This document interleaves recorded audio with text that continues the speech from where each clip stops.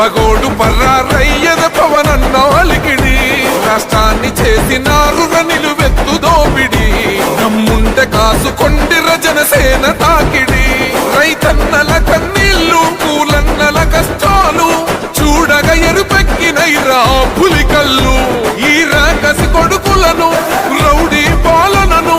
అంతం చేయగ ఎత్తర అల్లు